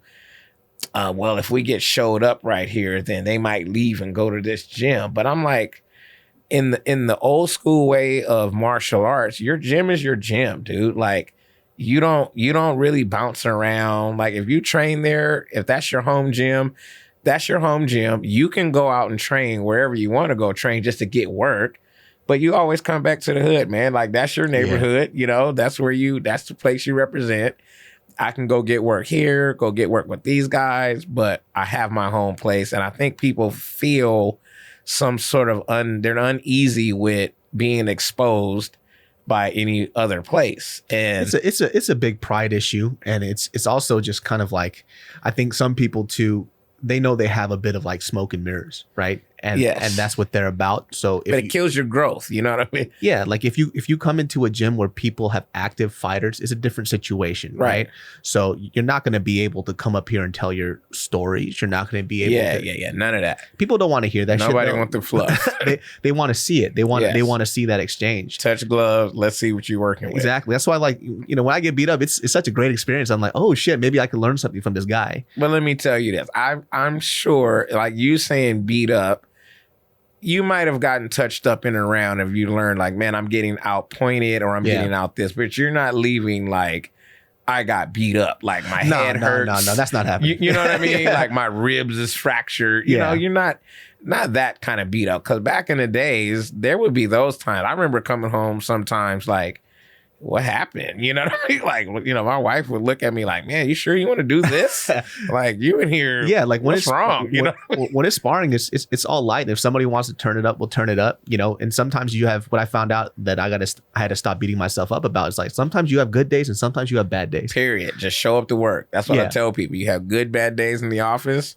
Show up to work. Yeah, that's all you got to do. Nick would always say too is like, you got to just stop getting mad at yourself for not doing well. Sometimes you just have bad fucking days. That's it. It is what it is. And, you know, and here's another thing that I tell everybody, and I'll share this with you too. I think every sparring round that you go into or, you know, you're getting ready to have, you need to have a goal per round. Like you go into a round saying, I'm not going to get teeped by Ken Law. It's going to happen either way. I know. But fuck that guy. You know what I mean? Yeah. You got to go into each round with a goal of, this is what I'm trying to achieve this round. Now, if my goal was to land 10 leg kicks and I landed 10 leg kicks, but I ate 4 hooks, that's okay. My goal was land these leg kicks. So whatever I did as a prerequisite to landing those leg kicks, that was the good part. That was the stuff that I need to remember. So when I go out there and do it with somebody else, you know, you're proficient in that area. But most people just feel like they just want to win. You know, that's like the black belt jiu-jitsu practitioner that don't want to roll with lower belts because they worry about getting subbed. You know, I'm like, you shouldn't be getting subbed by the lower belts. You're at this level. You know what I mean? Like, you should know more. You should be able to manipulate them in a way that they're not even used to based on your experience. That's how I am with sparring. Like, I'll go in there and spar with whoever, move with whoever, make people miss. And they're like, man, how you do that? I'm like, well, it's so repetitive for me. Like, most people make, and I don't want to say the same mistakes, but I kind of know how to play my cards to, well, you play the game that I want you to play with me. And and then I teach them that. That's the beauty of what I do. Like, I'll do certain things and then pull them to the side and be like, hey, I did this, I did that. You should probably watch out for these things. You know, this type of guy does this. So sparring should be a like learning environment. And if you're not sparring, you're really not learning how to fight. Yeah, I think that was the biggest thing that I wanted to do eventually. Was when I was starting training, was like, I got to see what it's like to get hit in the face consistently, aside from like street brawling and shit like that. Like, I got to see what it's like to be in front of somebody who knows how to throw at you, because it's a different situation. It's a different game. It just like, sometimes I get hit, I'm like, how'd you do that? Right. You got to ask. How the fuck did you do that? And even worse than that, I think the worst experience is not necessarily getting hit. The worst experience is when you're tired. Oh man. Okay, that's worse than anything. That moment when, you know, them little people just crawl on your back and they just holding you down and your lungs feel like they're about to explode and you got to go another round. That's one of those things where I started respecting fighters more, was when I started sparring and exchanging, and you know, we're like round 4 in and I can't breathe. Right. And then before that, I was like, why are these fighters getting so tired? This is what you're supposed to do. He's tired. And then I'm like, oh, now I know why they're tired. This shit's fucking hard. Hard as shit. Like, we're doing 2-minute rounds, and round 2, by the time round 2's done, I'm exhausted. I'm like, I can't. I could barely keep my fucking hands up. Man, and we, you know, when we do our Saturdays, we literally start at 11:30 a.m. and we probably go till almost 1. And we do 3-minute rounds, multiple. I tell everybody in the room, if you need a break, just take a break. But the bell just goes for 3 minutes and we just continue going. And some guys will do 10 or 12 rounds straight before they take a break. Some guys will do 4. You know, me, the OG, I'll do 1 in, 1 out. You know what I'm saying? I'm the 1 in, 1 out guy. You know what I mean? So you're going to get one and done guy. Yeah. I'm like, I had a good round. It was nice seeing you guys. It was you know, I give somebody work. I'll sit down and talk shit for a round, and then I let them get tired, and I go in there and beat them up right after. You know, I think that's what I like when I see like certain gyms like yours. Because when we watch the videos, you see people who are in your class that you could tell they actually know how to strike. Right. Whether they're there for cardio kickboxing or whatever, it doesn't matter. No, it don't matter. It's one way to teach them. There's only one way to teach people. Yeah, and I've seen a lot of other classes that I've shadowed to when I first started. It's like, you've been doing this for 2 years and you guys still look like this. So this is not a place that I want to be at. Yes. That's why I like gyms like CSA. Yeah. Like CSA, like, I didn't realize when I was watching some of these videos and footage of people, like some of these people aren't fighters. They just look like fighters. They just look like fighters. I'm like, yo, what the fuck is they this got about? a good thing going up there, man. Shout out to Kieran. That's the homie, dude. Like, he's a good dude. You know, he built an environment of winners, you know, and when you do that, you know, everybody gets on board. You know what I mean? Everybody's on board. You get a couple good guys up there. I think it really kind of started up there with Kevin Ross for them, you know, and then, you know, Eddie's there, you know, man, I love talented. Eddie, it's funny because I kind of linked up to him through Instagram, but I've been watching him kickbox for quite a while. Yeah. And I just always loved his style so much. Great style. It's amazing. Like, because it's not Muay Thai. It's not, it's his style. You have your own thing. And that's, you develop that by sparring. You develop that by getting all those rounds with all these different people. So that way you kind of know how to mesh, and it's like a mashup of everything that you learn from whoever you know, experience in your training. So yeah, man, they got a good thing up there, man. I respect what they do. I mean, on the CrossFit end and on the fighting end. I think his gym is just very knowledgeable about their shit, and they don't fuck around. So they don't. It's like, if you're here just to, I don't know, just for like cardio kickboxing, that's cool, but we're gonna make sure that you look good too and that you know what you're doing. There's like teams like Team Oyama and Irvine too. They got some killers out there. They got some killers. Yeah, they've been around a long time. You know, like, I've known Oyama. I've fought guys from their team, and you know, guys like Oyama respects guys like me because he knows what I come from. He's watched me come up. every time I see him, it's like, man, Savant, I remember you beat our guy. We still talk about old war stories and shit, and I think that's so cool though. Like when you could look back and there's no animosity about it because it's just like the sport. Right? Yeah, it's business. Yeah, it's like, business. What was I not supposed to? Not knock you out? Like, right. We had to fight. Right, because you were going to do it to me or, either or. So that's the beauty of martial arts, man. We get a chance to showcase it on a level. And, even though it's fighting, we agreed to it. Mm-hmm. And, at the end of the day, one of us is going to win, one's going to go home. So, I love it, and I have every now and then I have just like little shimmers of wanting to do it. You know what I mean? You heard me talking about it the other day. Yo, when you said that you were going to have another fight, I was like, let's go. Yeah. I'll promote the shit out of that. Yeah, my wife was looking at me like, what the hell wrong with you, dude? Then that post got deleted immediately. Immediately. It's like, take that shit down. I'm like, so there's like still a part of you that feels it though, right? Well, I mean, and only because, and I'll tell you why. It's not that I want to like go and make any money, or you just want, it's the thing that makes me, right? Fighting is what made me what I am. And I think it's the process of it I'm attracted to. You want to have this goal of, all right, I'm going to be fighting on this day. So that means, first of all, I got to get in shape. It's like guaranteed I'm going to be in shape now. I got to fight.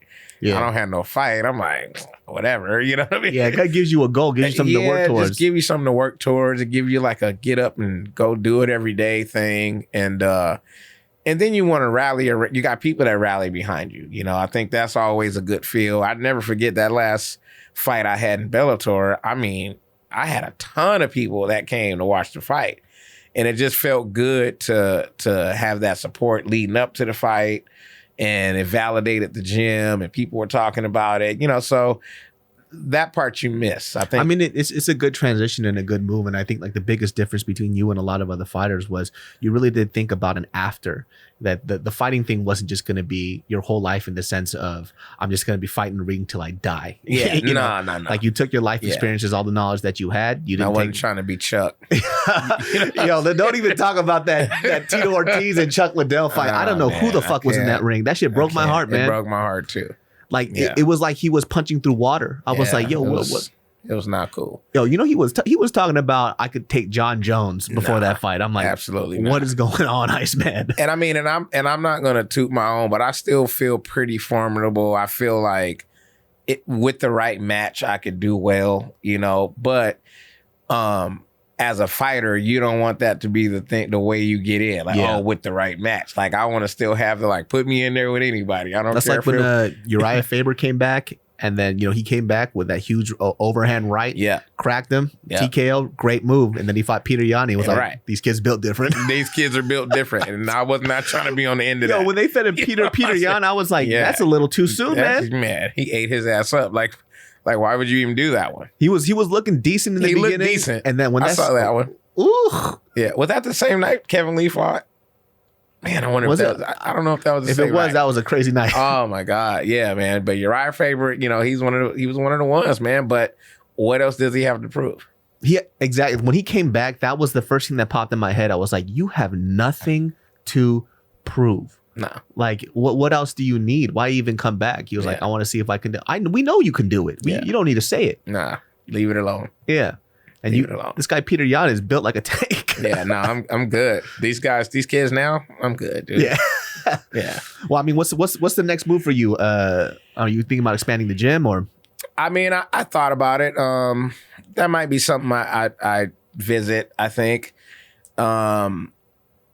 We've talked about it. The thing is, I can't be two places at one time. Yeah. I think if some of the boys at the gym really wanted to dedicate it to another gym, I'd be like, hey, let's open another gym and kind of let them be the ones that run it and take it on, and it'd be their thing. And I'll just kind of like shadow in the back and do certain parts of it. But it's a big undertaking, man. And like, there's so much, everybody's trying to do this online training and all that, which I never got. I never got you're going to learn how to kickbox through a video. Like, I think the kickboxing aspect is hard. I think online training works well with like strength and conditioning. Maybe and just that. nutrition, strength conditioning, you can do it. But for fighting, you really need somebody that can explain all those little intricate things to you. So, I mean, I couldn't do that. It's a good way to get started for people. I think, like, for example, they have like the Warrior Collective. They have, But I even feel for the Warrior Collective from seeing what they have. It's not for people who just want to start. It's like you're already started. You already know what you're doing. Yeah. And you just want to kind of go pick material that you can just say, I can do good from that, because I can go on there. Like I love Damian Trainer, right? Yes. So I'll go look at his stuff and be like, man, that was lit. Let me try that. Damian Trainer stuff, I love it. It's just so hard to do. He was like, all right, this is what we're gonna do. We're gonna hit a double right hook, hit to the body, high kick, low kick. Yeah. I'm like, hold on. And I'm with it, because I was, he's kind of like blend of Thai and Dutch style. Yeah. So he's crispy. I gravitate towards that stuff right away, So I don't know, man. Like for me, as far as like moving forward, another gym would be cool, but I'm thinking like I want to venture out and maybe start some other type of business, that's not gym related, whatever that may be, being that fighting is the only thing I really do, besides fucking around with cars or whatnot. But I'm having fun with it, man. I want to be able to do martial art. Like martial arts is something that I want to be able to do till I absolutely can't. Yeah. And it's okay to do that, right? It's okay to say, hey, man, I lived off martial arts until I Which retired. a lot of people can't say that. A lot of people can't. No, it's tough. After they fight, they don't think about their after, and they're trying to do like these. That's the crazy thing too. Is just because you can fight, it also doesn't mean that you're a good businessman or a great teacher. No, absolutely not. Yeah. So, I'm still in it, man. I'm going to start doing my nonprofit work. I think that's going to be my real calling, is trying to get more into the nonprofit sector with the kids. Hopefully I got a couple athletes that I'm really working with right now. I got a girl who's a pretty decent boxer that I've been training that wants to fight on the Olympic level. So, who knows? Maybe we can, I can be in somebody's corner carrying the bucket, and, on a higher level boxing match at some point. So, but it's fun, man. I meet people through it. Martial arts brings, I think it brings everybody together. You know what I mean? It crosses all barriers of race and everything. When you're on the mat, you're on the mat, you know, and nobody cares about where you're from and what you do and where you're. It's a very honest like sport and hobby. I think that's what I appreciate about martial arts. That's why I said like the moment that you hit that mat, you could talk as much as you want.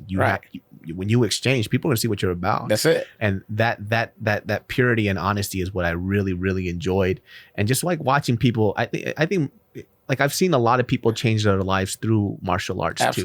Like they were troublemakers before, but it's a humbling thing too. Because if you thought you were a big guy in the block, you come to a gym, you get your ass beat. It's like, yo, there's bigger people in this world. Yeah, that's kind of how it was for me, man. It actually saved. I could have been in trouble and all that, but I was like, you know what, this is cool. I got into it, and it became something that I just never let go of. And I think I'll be doing this. Like we got some people in the gym that are older that do this, and they never were fighters, but they're in the gym training. I see the same people too. I'm like, yo, I see the same dudes. Yep. I'm like, yo, man, you've been there since I was there. Exactly.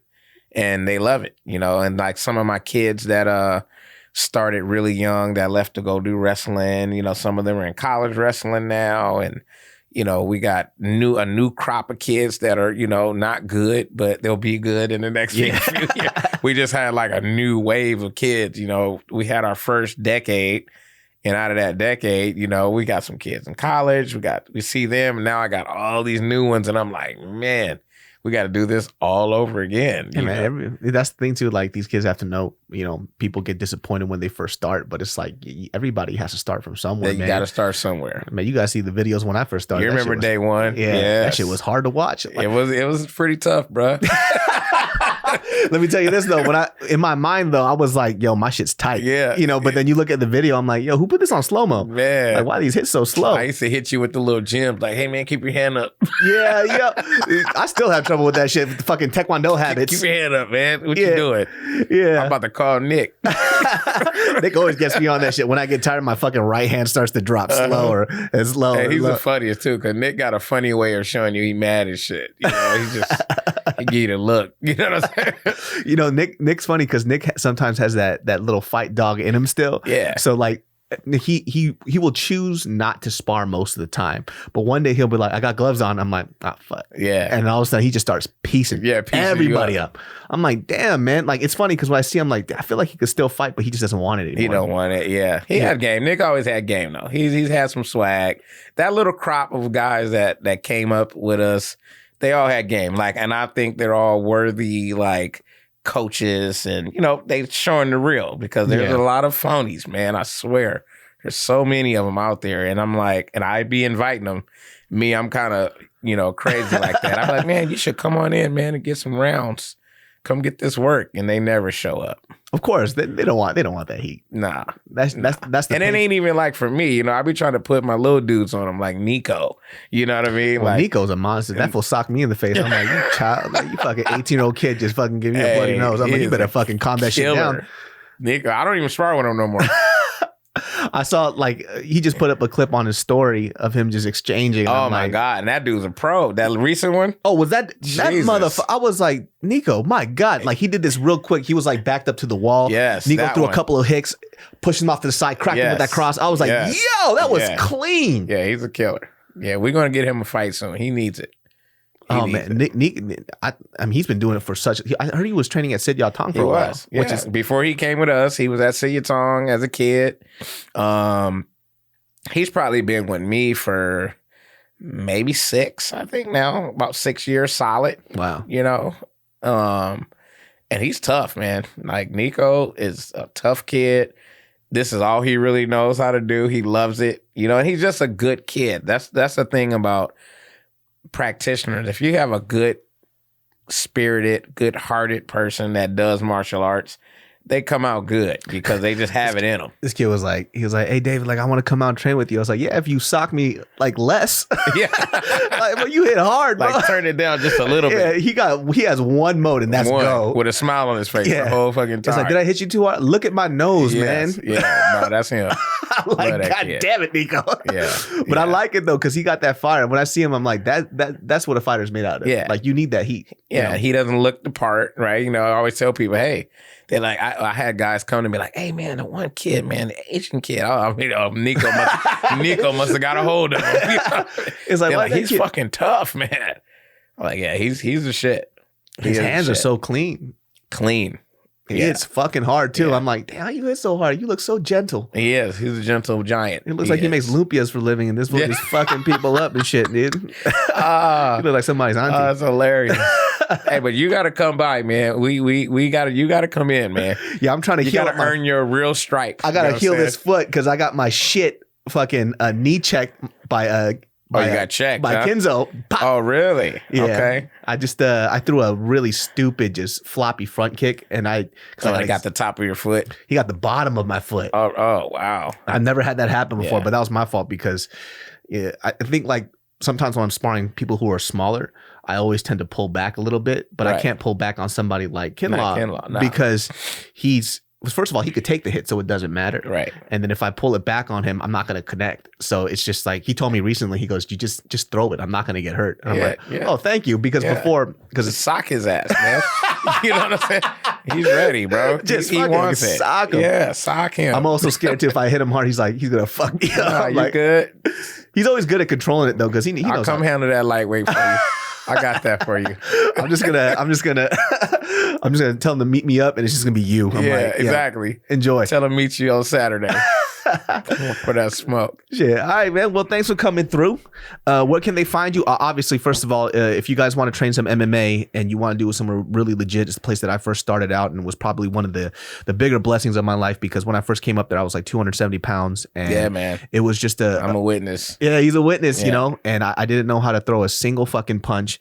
And it was something new, and I think the environment's great. And if you guys want to actually learn how to fight, and if you don't want to fight, just come through the Fight Academy Pasadena, man. Yeah, we out here, man. 10 years. You can Google us. Google me, FightAcademyPasadena.com. We out here, man. That's it. You're going to find us. If you look up any MMA in Pasadena, you're going to find us for sure. Yeah, man. I think the great thing about the gym too is like it's if you want to be a fighter, you could be a fighter. If not, if you're just there to train and learn about the sport, it's also there for you too. Man. It's no egos, man. We just there to work. And I think, no fighter makes it to the ring by themselves. You know what I mean? There's a team behind them. There's the casuals, I call them. Those are the guys that are buying your T-shirts and your tickets and your, you know what I mean? So it's a real big network that you have in the gym environment. And we've been real fortunate to like survive for 10 years, man. This shit ain't easy to do. And to have a business for 10 years is amazing. Period. Let alone a fight gym, because people don't like to pay for training. I will say that on the air. Break bread, guys. I'm taking a couple of boxing lessons from this guy, PJ. And PJ, he's pretty good. I've seen him.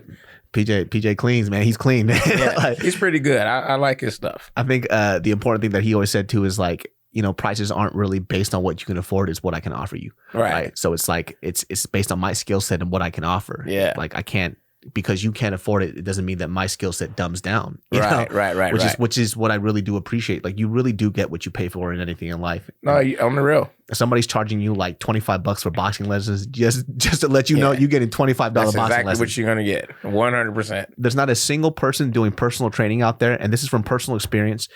If somebody's charging $25, $50 for boxing lessons, I fucking guarantee you it's not going to be good. No. It's just not. Depending on where you're from, specifically in LA. Yeah. I by the way, this is from personal experience. So I've gone to the guy who charged $25, $50. Right. And it was a terrible, terrible experience. They didn't know what they were doing, and I wasn't learning anything. Yeah. So, get what you pay for, and if it's something that you enjoy, then really pay for it. Like it does work out. Yeah, 100%. I'm on board with that. Yeah. Thanks. So Instagram, I believe it. Setting the bar up for us because it's a lot of trash out there. I want to set that bar for people in general when it comes to this stuff, because don't fucking waste your money. Yeah. Don't waste your time. Don't waste your money, because all that, like, time is limited. So if you can come to a gym and you can spend good money, let's say just for like 3-4 months, like you're spending a good amount of money. Well, in that 3 or 4 months is more than you'll gain in that year that you'll get with with that $25 Absolutely. Yep. So personal experience, just kind of putting it out there. You could take that advice or leave it, but trust me, I'll put up a video of how I used to look before to now. It's a different experience. Yeah, you're part of the bloodline. You know what I mean? You're in there with us. You know Like I remember when I did a first low kick on that bag, I almost cried. Yeah, you did. That shit fucking hurt. I'm like, who the fuck does this shit? I remember that. That's so funny, dude. And Nick was like, it'll feel better. I'm like, nah, man. Yeah. I'm like, what the fuck? It does feel better though after a while. Yeah, man. Thank you, though, man. I appreciate you having me in, man. No, man. Like I definitely wanted. I think like sometimes when I talk about a lot of the fight stuff, I definitely want somebody credible to speak about their experience, because there are people that message me that want to get into fighting. Right. They want to know what it's like, and there's a reason why 98% of the people don't make it in there, but it doesn't mean that you shouldn't try and you shouldn't, give it a go, because I'm never going to fight, but I do appreciate the art. There's nothing wrong with knowing it. And I tell people that all the time. Don't come in with that expectation. Just come in and just accept it, do it, and just get better. That's the name of the game. Just get better. Yeah. And you're not going to get better with,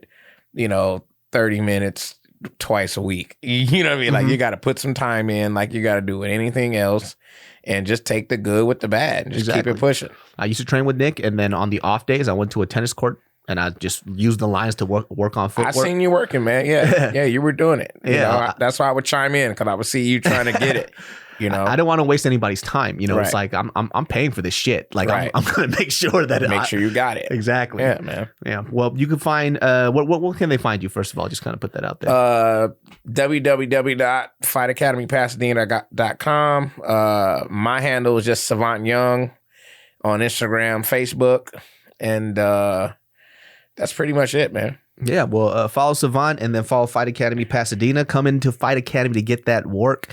It's every Saturday. Every Saturday, you'll see me there, 11 a.m. looking through the window and seeing what's up. He said he coming, guys. He's coming. I'm about to be I get scared on the beginner area too sometimes, because that's where they kind of just throw hard and they don't know what's up. So I might have to be like in the middle to. I gotta figure. Hey, I'm on your bumper. I'm about to start tagging you and shit. You're coming. All right, for sure. Well, you guys can catch the Genius Brain podcast on all audio platforms. Leave in the comments below about what you think, and then we'll see y'all next time. Booyah. Peace. Cheers.